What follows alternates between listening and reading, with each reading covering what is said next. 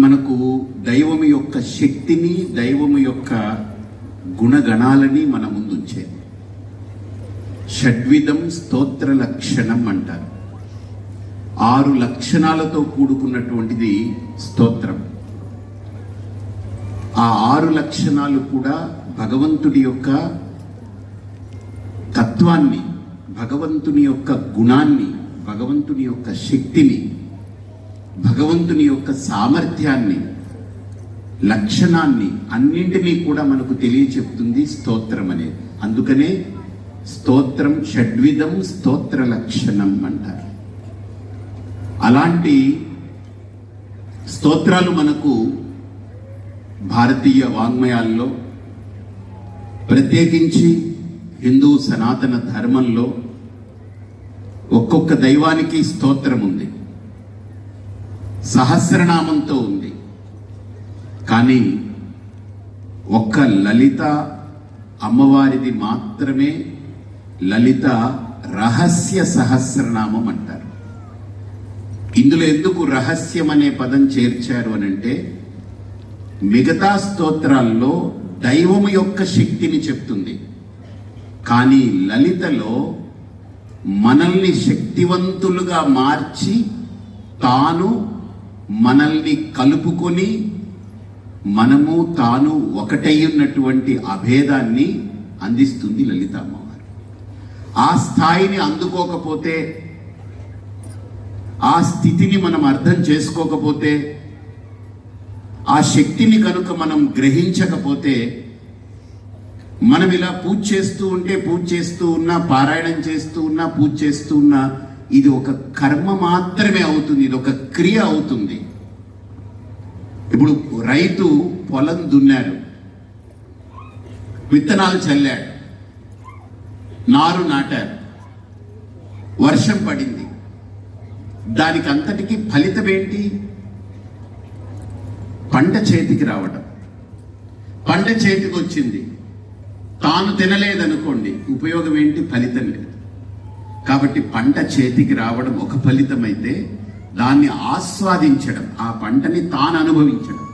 మీ పెరట్లో మంచి మామిడి చెట్టు వేశారు, సకాలంలో పూత వచ్చింది, దాన్ని నిలబెట్టుకున్నారు, పిందయింది, అది కాయ అయింది, పరువానికి వచ్చింది, దాన్ని మగ్గబెట్టారు, పండింది. అది మనం తినకుండా పోతే అది ఎలా నిష్ప్రయోజనమో, అలాగనే ఇప్పుడు మనం అమ్మవారికి చేసే పూజ కానీ, దీక్ష కానీ, వ్రతం కానీ, ఒక నియమం కానీ, లేదా ఇంత ఒక నిష్ఠతో మీరు అన్ని పక్కకు పెట్టి కూర్చుని చేసేటువంటి దానికి ఫలం ఏమిటి అని అంటే, అత్యున్నతమైన ఫలం అమ్మ నాలో, నేను అమ్మలో ఏకమై కలిసి ఉండడమే దాని యొక్క ఫలం.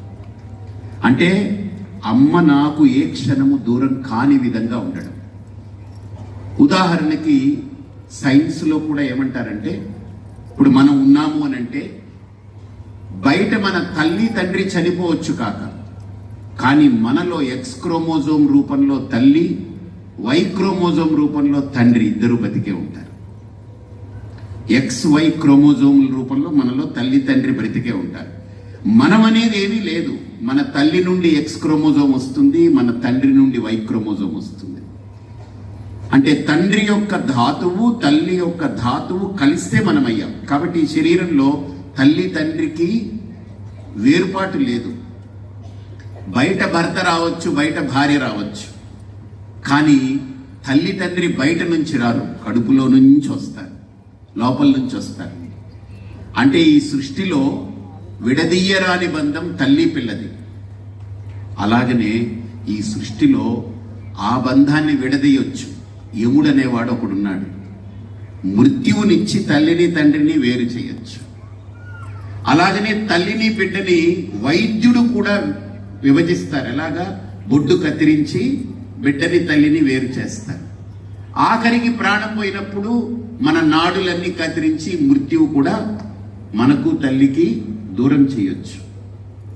కానీ ఈ సృష్టిలో ప్రాణం పోయినా, ప్రాణం ఉన్నా, శరీరం పడిపోయినా, శరీరం రాకపోయినా, ఎవ్వరూ విడదీయలేని అనుబంధము, బంధము, సంబంధము అమ్మతో మనకు శాశ్వతమైనది. అందుకే శాశ్వతి శాశ్వతైశ్వర్య శర్మదా శంభుమోహిని అని. ఆ శాశ్వతమైన అనుబంధాన్ని మనం కలిగి ఉన్నాం, కానీ మనం గుర్తించట్లేదు. మనం మన అమ్మని గుర్తిస్తున్నాం, లేదా మన బిడ్డని గుర్తిస్తున్నాం, మనం భర్తని గుర్తిస్తున్నాం. వీళ్ళందరూ నా వాళ్ళు అనుకుంటున్నాం, కానీ ఇవన్నీ ఒకరోజు చేయి జారిపోతున్నాయి. బతికుండగానే కూతురికో కొడుక్కో పెళ్లి చేస్తే వారు వెళ్ళిపోతారు. మనం బ్రతికుండగానే భర్త ఒకవేళ ముందు వెళ్ళిపోతే వెళ్ళిపోవచ్చు, లేదా భార్య వెళ్ళిపోతే వెళ్ళిపోవచ్చు. కాబట్టి ఏవైతే మనకు ఇవ్వబడ్డాయో వాటిని నావి అనేసుకుంటున్నాను. నాదయ్యున్నటువంటి దాన్ని నేను మర్చిపోయి బతుకుతున్నాను. కాబట్టి నాదయ్యున్నటువంటిది అమ్మతో నాకు ఏర్పడ్డ అనుబంధం. అది ఒక పవిత్రమైన అనుబంధం. అమ్మతో మనకుండే అనుబంధం అది సృష్టిలో ఎవ్వరికీ లేని అనుబంధం. అది కానీ మనం దాన్ని అనుభూతి పొందలేకపోతున్నాం. ఇందాక చెప్పాను, మామిడి చెట్టు వేశారు, పండుగ మారింది, కానీ తినే యోగ్యత లేకుండా అది ఏమైపోయిందో అయిపోయింది. అలాగా మనం చేసే ఈ దీక్ష పండు దాకా తీసుకొచ్చి పోగొట్టుకోవడం అనేది ఉపయోగం లేదు కదా. దాన్ని పోగొట్టుకోవడం అనేది ఉపయోగం లేదు. కాబట్టి ఈ దీక్షకు మీకు ఒక సాకారం కావాలన్నా, ఈ దీక్ష ఒక సాఫల్యం కావాలన్నా, మనం ఒక్కసారి ఆ అమ్మ అనే ఆ తత్వంలోకి మనకున్న అనుబంధాన్ని మనం పట్టుకొని, ఒక చిన్న తాడు దొరికితే చాలు, దాన్ని పట్టుకుని ఎక్కి ఆ స్థితికి చేరగలిగితే, అక్కడ కూర్చుని మీరు చూస్తే ఇదంతా మహాతాండవ సాక్షి. ఇదంతా ఒక తాండవం జరుగుతుంది ఇక్కడ. తాండవం అంటే మీరు రావడం గమనిస్తే మీకు ఎప్పుడైనా ఒకసారి మీకు వీడియోలో చూపిస్తాం. ఇక్కడ అసలు మీరు వస్తుంటే అదేదో మొత్తం భూమి అంతా కదిలి ఒక ఎర్ర చీర కట్టుకుని, భూమి మొత్తం ఒక ఎర్ర చీర కట్టుకుని ఒక్కొక్క చిన్న చిన్న బుడగల్లాగా అలా బయలుదేరిందా అనిపిస్తుంది. ఇక్కడ నుంచి మీరు భోజనానికి వెళ్తుంటే ఏదో పెద్ద రాజ్యం మీద యుద్ధం చేయడానికి, దాడి చేయడానికి వెళ్తున్నారా అనిపిస్తుంది. భోజనం చేసి వెళ్తుంటే కడుపు నిండా తిని హాయిగా సేద తీరి బయటికి వెళ్ళేటప్పుడు, అబ్బా ఈరోజు చక్కెర పొంగల్ తిన్నాం, కూర తిన్నాం, సాంబార్ చాలా బాగుంది, పచ్చడి బాగుందని తృప్తిగా తిని బయటికి వెళ్తుంటే అదొక రకమైన అనుభూతి. అంటే తాండవం అంటే ఎక్కడో శివుడు కైలాసంలో తాండవం చేశాడని కాదు. మనం ఉదయం లేస్తే రాత్రి పడుకునేదాకా చేసేది ప్రతిదీ తాండవమే. తాండవము అంటే విన్యాసము అని అర్థం. కళ్ళతో చూస్తున్నాం, చెవితో వింటున్నాం, కాళ్ళతో నడుస్తున్నాం, ఇవన్నీ తాండవం. అందుకనే పైన నటరాజు కనుక నాట్యం చేస్తే అమ్మవారు సాక్షి, కానీ మనము నిత్యం చేసే తాండవానికి లోపలుండే అమ్మే సాక్షి. అందుకే మహాతాండవ సాక్షిని అని అమ్మవారికి పేరు. కాబట్టి మనం చేసే ప్రతి దానికి అమ్మ సాక్షి. అక్కడ సాక్షి మాత్రంగా అమ్మ అలా చూసి ఆనందపడుతుంది. నిన్న బాబు చిన్నవాడు, 3 ఏళ్ళు కూడా లేదు వాడికి, 3 ఏళ్ళు అప్పుడే వచ్చింది. వాడు వచ్చి వాడు ఏం చెప్తున్నాడో ఒక్క అక్షరం అప్పుడప్పుడు వినిపిస్తుంది, మిగతా ఏం వినపడట్లేదు. కానీ వాడు లలిత చెప్పాడు. కానీ మనకు ఆ పదాల వరకే మనం ఆగిపోతున్నాం, కానీ వాడి మాట ఆ పదాల దగ్గరికి వెళ్ళిపోతుంది. ఆవిడికి చాలా ఇష్టం అది. మన మాట పదాల దగ్గర ఆగిపోతున్నాం. వీడి పదాలు ఇలా చెప్పాడు, వీడి పదం ఇక్కడ ఇలాగా అని ఆగిపోతున్నాం. కానీ వాడి మాట పాదాల దాకా వెళ్ళిపోతుంది. వాడికి ఎందుకంటే వాడికి ఏం తెలియదు, వాడికి ఏం తెలియాల్సిన పని లేదు. వాడికి ఇన్ని వేల మంది ఉన్నారా, వీళ్ళంతా ఎవరు, వాడి దృష్టిలో ఎన్ని పురుగుల్లా ఉంటాయి మన తలకాయలన్నీ. వాడికి లెక్క లేదు. ఇప్పుడు ఎందుకంటే వాడు పిల్లవాడు కాబట్టి వాడికి ఏం సంబంధం లేదు. అదే మనల్ని పిలిచి చెప్పమన్నారనుకోండి, మనకు బాగొచ్చిన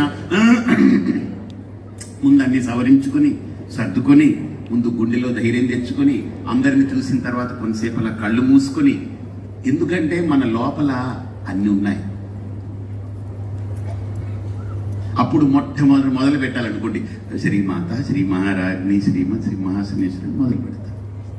వాడికి అవేం సంబంధం ఉండదు, లావాదేవీలు ఏమి లేవు వాడికి. ఓన్లీ దేవి దేవతలు వాడి దృష్టి నిష్కల్మషమైనది. కాబట్టి మనము మన సాధనలో ఈరోజు మీకు చెప్పబోయే రహస్యం ఏదైతే 38, 39, 40 శ్లోకాలు ఏదైతే ఉంటుందో మంత్రాలు, ఆ స్తోత్రంలో 39వ ఆ చరణం 40, 41, 38, 39, 40 ఈ మూడు కూడా లలితలో ఒక రహస్యం. అది ఇలాంటి రహస్యాలు ఒక 9, 10 ఉన్నాయి ఇందులో, కానీ ఇది ఒక రహస్యం. ఏమిటా రహస్యం అంటే ఇప్పుడు చూసుకోకండి, హాయిగా ఉండండి, ప్రశాంతంగా. అవి చూసేసుకుంటే ఇదేదో అనుకుని మీకు తెలిసిందే కదా నేను చెప్తాను. పుస్తకం పక్కన మీరు పుస్తకం మూసి మస్తకం తెరిచి ఉంచండి. మీరు మస్తకం మూసేసి పుస్తకం తెరిస్తే నాకు ఉపయోగం లేదు. పుస్తకం మూసేసి కొంతసేపు కూర్చోండి, మస్తకం తెరిచి ఉంచండి. మస్తకం అంటే ఏమో మాకు తెలియదండి, అది ఉందో లేదో కూడా తెలియదు. మరి అది ఏంటో అక్కడ ఏమైనా కౌంటర్లో దొరుకుతుందా లేకపోతే ఎవరైనా ఇస్తారా అని అడగ. మళ్ళీ ఇది నాకు చాలా ఇబ్బంది అవుతుంది. మస్తకం అంటే ఏంటి? పుస్తకం గొప్పదా మస్తకం గొప్పదా? ఎందుకు? ఆ పుస్తకం వచ్చిందే మస్తకం నుంచి, కాబట్టి మస్తకాన్ని పట్టుకుంటాం, పుస్తకం కాదు. అమ్మవారి యొక్క ఈ లలిత రహస్యంలో 38వ మంత్రం మనకు అత్యద్భుతమైన మంత్రం. మూలాధారైక నిలయా బ్రహ్మగ్రంథి విభేదిని మణిపూరాంతరుదిత విష్ణుగ్రంథి విభేదిని ఆజ్ఞాచక్రాంతరాలస్థ రుద్రగ్రంథి విభేదిని సహస్రారాంబుజారూఢ సుధాసారాభివర్షిణి తటిల్లతా సమరుచి షట్చక్రోపరి సంస్థిత మహాశక్తి కుండలిని పిసతంతుతనీయసి. మీకు అర్థమైందా యాగం పేరేంటో? ఏంటి యాగం పేరు? ఈ పేరేంటి యాగం పేరు? ఏమో ఆగం ఆగం అంటున్నారు ఎవరు? అక్కడ చాలా పెద్ద ఆగవాగం జరుగుతూ ఉంది. ఆగమా యాగమా? మంచిది, కాపాడారు. ఏ యాగం పేరేంటి?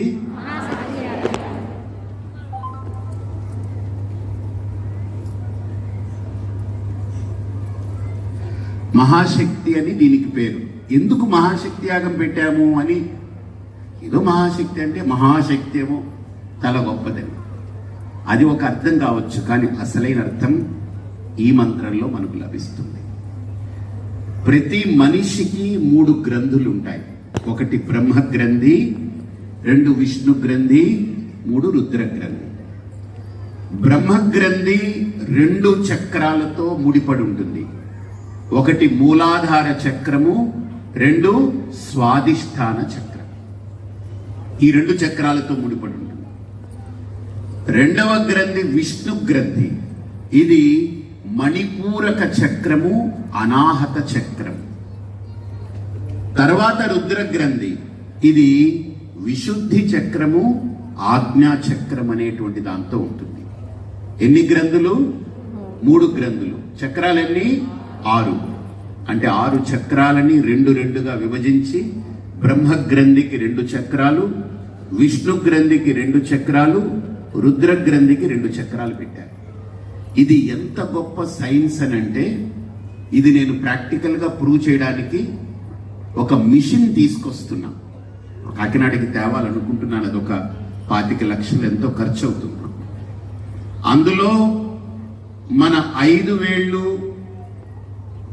వేళ్ల యొక్క కొసలు పెడితే, ఆ మిషన్లో ఈ 5 వేళ్ల తాలూకా కొసలు పెడితే, 10 వేళ్ల కొసలు మనం పెడితే, మన శరీరంలో ఏం జబ్బులు ఉన్నాయో చెప్తుంది. 10 ఏళ్ల తర్వాత ఏ జబ్బు రావచ్చో చెప్తుంది. అలాంటిది ఒకటి తయారు చేస్తున్నారు. అది నేను ఈ మధ్యనే దాన్ని కనిపెట్టిన వ్యక్తులతో మాట్లాడటం జరిగింది. అది మెల్లగా కాకినాడ తీసుకొస్తాను నేను. దానివల్ల ప్రయోజనం ఏంటంటే, అసలు మన శరీరంలో తెలియకుండా ఎక్కడెక్కడ ప్రాబ్లమ్స్ ఉన్నాయో, అసలు మన చక్రాలన్నీ అలైన్మెంట్లో ఉందా లేదా, మన చక్రాలు ఎలా ఉండాలంటే, మధ్యలో వెన్నుపూస ఉంది కదా, ఆ వెన్నుపూసకి ఆ చక్రము సెంటర్ పాయింట్ అవ్వాలి.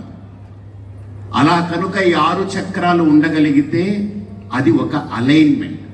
అది అటు జరిగినా ఇటు జరిగినా హెచ్చు తగ్గులు అవుతుంటాయి. అప్పుడే మనిషి హెచ్చు తగ్గులు అవుతుంటాడు. కాబట్టి ఆ చక్రాలన్నీ మనకు కనబడిపోతుంది, మనకు ప్రింట్తో పాటు వస్తుంది. ఆ చక్రాలని ఒక నిట్ట నిలువున ఒక అలైన్మెంట్లో చేసుకునేదానికి మనకు 2 సాధనలు చెప్పారు. ఆ 2 సాధనలు చేస్తే డబ్బుతో ఖర్చు లేదు. అందుకని నేను చెప్తున్నాను, మనం మందుల మీద ఆధారపడే జీవితాన్ని అలవాటు చేసుకున్నాం. మంత్రం మీద ఆధారపడే జీవితం మొదలైతే మన బ్రతుకులు పండుతాయి, లేకపోతే ఎండుతాయి. మందుల మీద ఆధారపడి జీవించాలనుకుంటే మన బతుకులు ఎండుతాయి. మంత్రం మీద ఆధారపడి బ్రతకాలనుకుంటే మన బ్రతుకులు పండుతాయి. బ్రతుకుని పండించుకుంటామా, ఎండించుకుంటాం. అలాగని మందులు చెడ్డది, వైద్యం చెడ్డదని చెప్పట్లేదు. ఇక వీలు కాలేనప్పుడు, మనకు చేత కానప్పుడు వైద్యం కావాలి. కానీ prevention is better than cure అని ఇంగ్లీష్లో ఒక సామెత ఉంది. అంటే జబ్బు రాకుండానే మనం జాగ్రత్తలు తీసుకోవడం మంచిదా? జబ్బు వచ్చిన తర్వాత మాకు ఫ్యాక్టరీ ఉందండి, మంచి మందుల ఫ్యాక్టరీ ఉంది మా ఆయనకి, ఏమి ఇబ్బందులు అండి, ఏ జబ్బు వచ్చినా పర్వాలేదంటే ఏంటి మనమైనా టిఫిను, డిన్నరు, లంచ్ అన్ని మందులు వేసి మింగుతూ కొడుతూ కూర్చుంటామా? మందుల ఫ్యాక్టరీ ఉందని చెప్పి అమ్మగారు హ్యాపీగా జబ్బులు వచ్చినా పర్వాలేదని కోరుకుంటామా? చెప్పండి. మాకు చాలా మంచి హాస్పిటల్ ఉంది, మాకు ఏ జబ్బు వచ్చినా పర్వాలేదు అనుకుంటామా? అనుకో. భగవంతుడా, హాస్పిటల్ అనేది పాపం జబ్బు వచ్చిన వాళ్ళకి ఉపయోగపడేలా ఉండాలి, కానీ నాకు హాస్పిటల్ ఉంది కాబట్టి జబ్బు కావాలని ఎవరు కోరుకోరు. ఏ వైద్యుడు కూడా నేను మెడిసిన్ చేశాను కాబట్టి నాకు ఏ జబ్బు వచ్చినా పర్వాలేదని డాక్టర్ అనుకుంటారా? అనుకోరు. వాళ్ళు చాలా జాగ్రత్తలు తీసుకుంటారు, ముందు జాగ్రత్తలు తీసుకుంటారు. చిన్న సిమ్టమ్ రాగానే వాళ్ళు మనలాగా ముదరబెట్టుకుని వెళ్ళరు. చిన్న సిమ్టమ్ అప్పుడే వాళ్ళు దాన్ని అరికట్టేదానికి ప్రయత్నం చేస్తారు. అది వైద్యం నేర్పినటువంటి సులువు. అలాగనే మన ఋషులు మనకు ముందు చూపుతో ఈ షట్చక్రాలని ఒక సాధన చేసి ఒక అలైన్మెంట్లో తీసుకొచ్చేటువంటి అద్భుతమైనటువంటి సాధన మనకు చెప్పారు. అది లలితా రహస్యంలో మాత్రమే మనకు లభిస్తుంది. దీన్ని సైన్స్తో మేళవించి ప్రూవ్ చేశారు. ప్రూవ్ చేసిన తర్వాత దాన్ని ఒక మిషన్ తీసుకొస్తే బాగుంటుందని దాన్ని ఒక మిషన్ రూపంలో తీసుకొచ్చారు. అది నేను వెళ్ళి పరీక్షించుకున్నా. కాబట్టి ఎవరికైనా చక్రాలు 90% దాటి 100 లోపు ఉండగలిగితే వాళ్ళకి హెల్త్ ఆల్మోస్ట్ ఏ ఇబ్బందులు లేకుండా వెళుతుందని. 95 దాటి 95, 96, 97, 98 అలా వచ్చింది అని అంటే వాళ్ళకి ఏ రకమైన జబ్బులు దరిచేరవని. 99 దాటి ఉన్నాయంటే అన్ని జబ్బులే కాదు, శరీరంలో కాదు, మానసికంగా కూడా రుగ్మతలు ఉండవని అవి ప్రూవ్ చేస్తుంది, పక్కా ప్రూవ్ చేస్తుంది.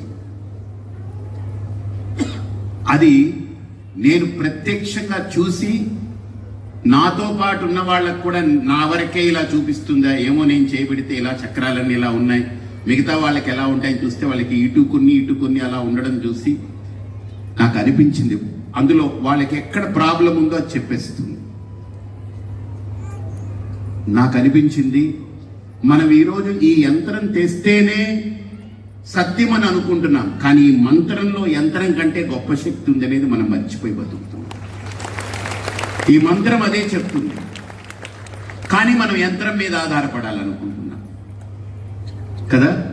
మంత్రము, యంత్రము, తంత్రము అన్నీ ఆవిడే ఉంది. మనం ఆవిడని వదిలేసి దేని మీదనో పాకే ప్రయత్నం చేస్తున్నాం. కాబట్టి ఈ 3 మంత్రాలు ఏం చెప్తున్నాయనంటే బ్రహ్మగ్రంథి 2 చక్రాలతో ముడిపడింది. ఏంటది? మూలాధారం, స్వాధిష్టానం. మూలాధారము అంటే అర్థం ఏంటనంటే మన వెన్నుపూస ఎక్కడైతే క్రింద పూర్తిగా చివరి భాగం ఉంటుందో అది కూసగా అలా ఎక్కడైతే ఉంటుందో, మీరు మీ వెనక భాగాన్ని ఇప్పుడు కాదు మళ్ళీ తర్వాత ఎప్పుడైనా చూసుకోవచ్చు. సో దాన్ని మీరు చూసుకోవాలి. అది మీరు టచ్ చేయగలిగితే, అంటే మీరు సాధన చేయాలనుకున్నప్పుడు మీరు చూసుకోగలిగితే దాన్ని మూలాధారం అంటారు. కానీ ఆ ఎముక మూలాధారం కాదు, ఆ ఎముక చివరి భాగంలో మూలాధార శక్తి ఉంటుంది. లైక్ ఇప్పుడు ఫ్యాన్ ఉందనుకోండి, ఫ్యాన్ అది కేవలం ఒక భౌతికమైన ఒక పదార్థం, కానీ దాన్ని తిప్పేది కరెంట్ అని. మీకు అర్థమైందా? కానీ కరెంట్ అయినా ఆ భౌతికమైన పదార్థం ఏదైతే ఉంటుందో దాంట్లో వెళ్ళిన కరెంటు దానిలాగానే ప్రవర్తిస్తుంది. కరెంటుని తీసుకొచ్చి లైట్లో పెట్టి నాకు గాలి ఇవ్వని అంటే అది ఇవ్వదు, అది వెలుతురే ఇస్తుంది. కరెంటుని తీసుకెళ్లి ఏసీ దాంట్లో పెట్టి నాకు లైట్ ఇవ్వు అంటే ఇవ్వదు, చల్లదనాన్ని ఇస్తుంది. అలాగనే మహాశక్తి ఒకటే, కానీ అది ఎందులోకి వెళితే దానిలా ప్రవర్తిస్తూ ఉంటుంది. అర్థమైందా మీకు? కాబట్టి మూలాధారంలోకి వచ్చినప్పుడు ఆ మహాశక్తి అనేది ప్రవహించి ఎక్కడి నుంచి? సహస్రారం నుంచి ప్రవహిస్తుంది. సహస్రారం నుంచి ప్రవహించాలి అని అంటే మనకు ఇక్కడ పరబ్రహ్మ స్థానం అంటారు. ఇది పరమాత్మ యొక్క స్థానం అంటారు. ఇది అందుకనే చిన్నపిల్లలు పుట్టినప్పుడు నాకు తెలిసి పైన ఇలా నొక్కుతుంటారు, కొద్దిగా నొక్కి నొక్కి ఆ సొట్ట లేకుండా దాన్ని తయారు చేస్తారు. కొద్దిగా నొక్కుపోతుంటుంది. ఆ కాన్పు తర్వాత ఆ బిడ్డకి కొద్దిగా చాలా సున్నితంగా ఉంటుంది. దీన్ని మెల్లగా అనుకుంటున్నా, నేను విన్నది ఇలాగ నూనె రాస్తూ రోజు ఇక్కడ ఈ ప్రాంతం అంతా కూడా ఇలాగా నొక్కు తీసి దాన్ని మామూలుగా పెడతారు. ఆ సహస్రారంలో మహాశక్తి ఉంటుంది. ఆ సహస్రారంలో ఉన్న శక్తిని మనం ఏం చేస్తున్నామనంటే కళ్ళతో చూస్తూ చూస్తూ రోజులు చూసేసి కొంత శక్తి పోతుంది. విని విని విని విని ఇప్పుడు బయట మామూలుగా ఇంతకుముందు చెవులతో వినేవాళ్ళం, ఇప్పుడు 2 చెవులకి ఇంకో 2 చెవులు వచ్చాయి, లోపల పిన్నులు ఎట్టుకుని తిరుగుతూ ఉన్నాం. మామూలుగా చెవులైతే అన్నీ వినపడేవి, ఇప్పుడు పిన్నులు ఎట్టిన తర్వాత అదే అరుస్తూ ఉంటుంది, మిగతా ఏవి కనపడవు. అవతల వాడు కనిపించిన వాడు ఏదో అంటుంటే అంటాం, పోతాము. వాడన్నా నీ ఎదురుగుండా గొయ్యి ఉందని అంటే పర్వాలేదని అందులో దూకుతాము. ఎందుకంటే ఈ పిన్నులు ఇచ్చే ప్రభావం. మామూలు చెవులు ఉంటే ఏదైనా వినపడుతూ ఉంటుంది, వాడు చెప్పేది కూడా అరిచినా ఏదో వినపడుతుంది. ఇప్పుడు చెవులకి 2 పిన్నులు, మళ్ళీ 2 చెవులు, కళ్ళకి 2, ఇంక దేవుడి దేవుల ముక్కులకి ఇంకా రాలేదు. కాబట్టి మనము కృత్రిమంగా మనం ఏం చేస్తున్నాం, బయట ఆధారపడిపోయి మన మహాశక్తినంతా కూడా కళ్ళతో ఖర్చు పెడుతున్నాం, చెవులతో ఖర్చు పెడుతున్నాం, మాట్లాడి ఖర్చు పెడుతున్నాం, రకరకాల కార్యాలతో ఖర్చు పెట్టేస్తున్నాం. అందుకని మన శరీరంలో ఆ శక్తి తగ్గిపోతూ ఉంది. ఆ శక్తి తగ్గినప్పుడు మనం ఏం చేయాలి? బ్యాటరీలో ఛార్జింగ్ అయిపోయింది అనుకోండి, మనం ఏం చేస్తాం? రాత్రి అయితే రాత్రి, పగలైతే పగలు, ఎప్పుడు ఛార్జింగ్ అయితే ఏం చేస్తాం? మనం ఛార్జింగ్ పెడతాం, రీఛార్జ్ అవుతుంది కదా. కానీ మనలో తగ్గిపోయిన శక్తిని ఎప్పుడైనా రీఛార్జ్ చేసుకునే ప్రయత్నం చేశామా? ఇప్పటిదాకా చేయట్లేదు. ఎప్పుడైతే మన శక్తిని మనం రీఛార్జ్ చేయడం ఆపేశామో మన శక్తి అంతా హీనమైపోయి మనం ఒక పిప్పిలాగా బతుకుతున్నాం. ఈ చెరుకు గడలు ఆ మిషన్లో పెట్టి జ్యూస్ తీస్తాడు, ఫస్ట్ ఇలా పెడతాడు, జ్యూస్ వస్తుంది. మళ్ళీ అటు నుంచి తీసి దాన్ని 2 మడతలు పెట్టి అక్కడి నుంచి పెడతాడు, మళ్ళీ జ్యూస్ వస్తుంది. మళ్ళీ ఇటు తీసి దాన్ని 3 మడతలు పెట్టి పెడతాడు, మళ్ళీ జ్యూస్ వస్తుంది. మళ్ళీ అటు నుంచి తీసి ఇలా పెడతాడు. ఈ 4 మడతలు పెట్టేటప్పటికి మొత్తం అది అయిపోయి ఇలా నిలబెడితే ఇలా వాలిపోతుంది. మన బతుకు కూడా పుట్టింట్లో ఒక మడతెట్టి తీసేశారు, తర్వాత పెళ్ళి అయిపోయిన తర్వాత మొగుడు కొంత మడతెట్టి తీస్తాడు, తర్వాత పిల్లలు ఇంకో మడతెట్టి తీస్తారు. ఆ తర్వాత వాళ్ళకి పెళ్ళిళ్ళు అయిపోయింది అనుకోండి, వాళ్ళు అన్ని మడతలు పెట్టి మడత మీద మడత, మడత మీద మడత, మడత మీద మడత పెట్టి, ఏం చెప్పట్లు కూడా అంటే మీరు అందరూ మడతలు పెట్టారో మడతలు పడ్డారో తెలియదు, కానీ మీ అనుభవాలు మీకు ఎంత ఆనందాన్ని ఇస్తున్నారు, ఎంత ఆనందం. ఇలా మడత పెట్టి మీరు మడతలతోటే అలవాటు పడ్డారు. అలా మడత పెట్టి మొత్తం శక్తి పోయింది. ఇప్పుడు మనల్ని నిలబడమంటే కూడా నిలబడలేని పరిస్థితి. కాబట్టి మనం ఏం చేయాలి? మనం శక్తి ఎప్పుడైతే తరిగిపోయిందో మనలో శక్తిని పెంచుకునేదానికి, మళ్ళీ మనం రీఛార్జ్ అవ్వడానికి సహస్రారం మళ్ళీ శక్తివంతం కావాలి. ఇది అయితే మళ్ళీ మన శరీరము, మనస్సు ఇవన్నీ శక్తివంతం అవుతాయి. శక్తి తగ్గిపోయినప్పుడు ఏంటంటే మనస్సులో విసుగు, చికాకు ఎక్కువ పెరిగిపోతుంది. పెరిగినప్పుడు ఏంటనంటే మీకు చెప్తాను ఒక మాట, అలాగ లోపల మనస్సు భారమైపోయినప్పుడు అంతకుముందు 10 కేజీలు గిన్నెైనా దింపేవాళ్ళం, ఇప్పుడు ఒక గుండు సూదిని చూసినా అబ్బా ఇంత బరువు నేను ఎత్తాలా అనిపించే విసుగు వస్తుంటుంది మనిషి. అంటే మానసికంగా మనిషి బలహీనమైపోతారు. అంటే మీ లోపల శక్తి తగ్గిపోతూ ఉంది.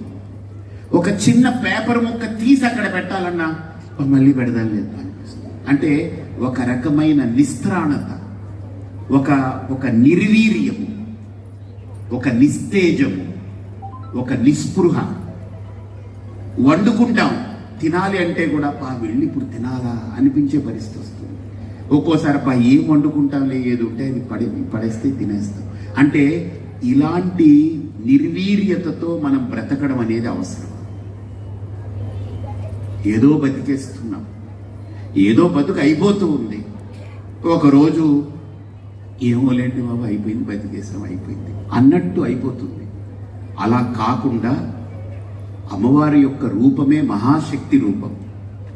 ఆ శక్తిని మన సహస్రారంలోకి తెచ్చుకోవాలి అని అంటే నేను చెప్పే ఈ రహస్యము, నేను చెప్పే ఈ సాధన మనకు అవ్వాలి. ఇది 3 అంచె